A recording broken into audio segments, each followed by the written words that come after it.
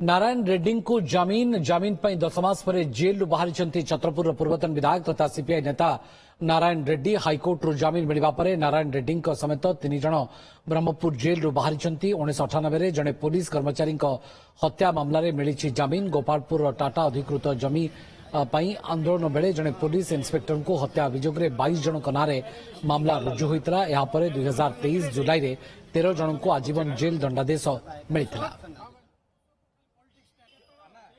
High court आमको गोटे interim bell देइछन्ते एवं आम आशा करूँ सेटा को रेगुलाराइज करदे। तो ये हूँ अवस्था कथा किसी ना जन आंदोलन एमती हुए अनेक लोक मिछ केस डी कामराजू आमर गणसंग्राम समितिर सेक्रेटरी थिले मु चेयरमैन थिली तापर मो पुतुरा से तो यूनिवर्सिटी फेरुले बाटर धरदे से आंदोलन रे नथिले से दिलीप रेड्डी आम 3 जन आज बेल रे आसुचु।